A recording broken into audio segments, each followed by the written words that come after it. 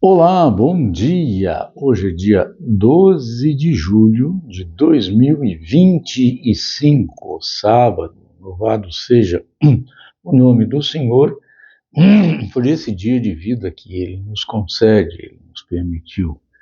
Temos uma noite de descanso e repouso e agora nos dá a graça de desfrutarmos desse dia. E juntos, mais uma vez, temos o nosso tempo da devocional, cujo texto encontra-se na carta de São Paulo aos Gálatas, capítulo 2, versos 16 e 17. Assim escreveu o apóstolo Paulo: sabendo, contudo, que o homem não é justificado por obras da lei, e sim mediante a fé em Cristo Jesus. Também temos crido em Cristo Jesus para que fôssemos justificados pela fé em Cristo e não por obras da lei, pois por obras da lei ninguém será justificado. Mas, se procurando ser justificados em Cristo, fomos nós mesmos também achados pecadores, dá-se-á o caso de ser Cristo ministro do pecado? Certamente que não. Esse é um texto não muito fácil de compreensão, à primeira vista, quando o apóstolo Paulo continua tratando aqui da exclusividade da justificação em Cristo Jesus.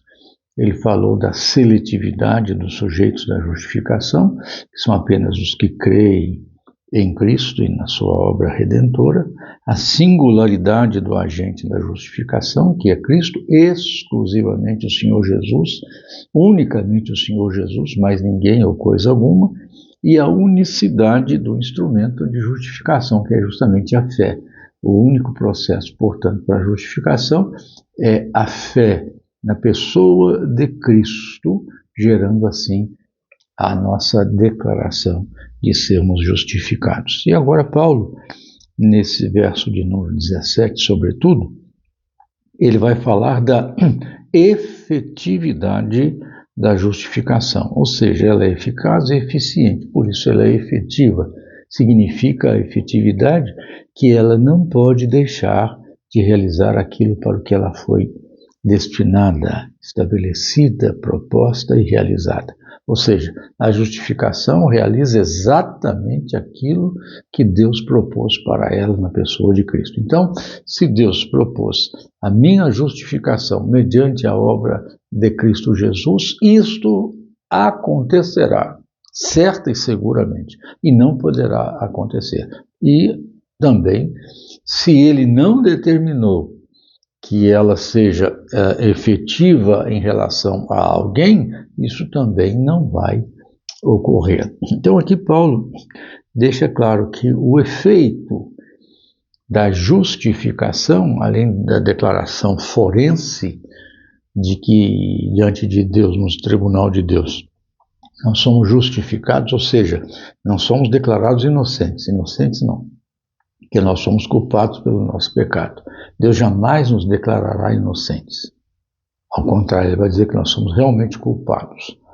Mas somos declarados justificados. Agora, a justiça foi paga. Então, hoje, em Cristo Jesus, nós já não somos mais devedores. Nós já fomos perdoados. Pagamos a nossa dívida. Não que tenhamos pago, mas pagamos a nossa dívida por causa da nossa identificação com Cristo, que morreu por causa dos nossos pecados, em nosso lugar pelos nossos pecados. Isso precisa ficar muito claro.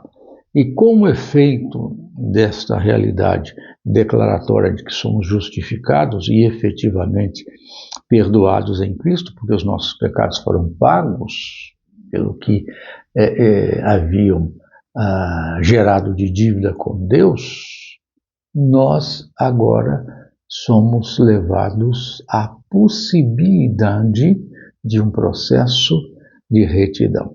Declarados, portanto, justificados, nós agora caminhamos em retidão. Por quê? Porque o raciocínio das pessoas era o seguinte, sobretudo dos judaizantes: se A justificação em Cristo conduz ao pecado, por quê? Por liberar-nos das obras da lei, já que nós não temos que observar as obras da lei para sermos justificados, então esta justificação, evidentemente, se ela suspende a lei, nos conduz ao pecado. Então, qual seria a conclusão? Cristo é ministro do pecado. Só que é falacioso porque as premissas aqui não são corretas. Porque eles não podem dizer isto. Por quê? Porque nós somos levados não ao pecado, mas à retidão. Porque a impressão que se tem é que se desconsidera o pecado. A justificação em Cristo não desconsidera o nosso pecado. Por isso que eu disse que Deus não vai dizer que nós somos inocentes. A justificação em Cristo pune o nosso pecado em Cristo Jesus, com a única punição cabível ao pecado. A alma que pecar, essa morrerá. O salário do pecado é a morte. Então, quem peca tem que morrer para pagar os seus pecados. Ele só pode pagar o pecado morrendo. Mas nós não temos habilidade nem capacidade para morrer. Por quê? Porque nós somos inaptos, porque nós não somos puros, porque Deus só aceitaria a morte de absolutamente puro, limpo, sem mancha, para que o pecado pudesse ser perdoado. Por isso, a morte de um cordeiro sem mancha, para que o seu sangue pudesse gerar a purificação do pecador lá na velha aliança, lá na lei. Porque a lei é graça. A lei é a manifestação da graça de Deus, porque pela lei nós estaríamos perdidos, mas a própria lei, e aí a manifestação da graça de Deus, diz como sermos perdoados, mediante a morte de um cordeiro sem mácula. E Jesus é o Cordeiro de Deus, sem mácula, sem mancha, sem pecado, que tira o pecado do mundo. A efetividade da justificação, portanto, se confirma. Cristo não é ministro do pecado, mas sim da justiça, da santidade e da retidão. Louvado seja o nome do Senhor, louvado seja o nome dele, porque nos concede essa bênção gloriosa. Deus o abençoe e nos guarde a todos e leve a todos nós, temos sempre a noção desta realidade gloriosa da nossa justificação exclusiva em Cristo Jesus. Amém, amém.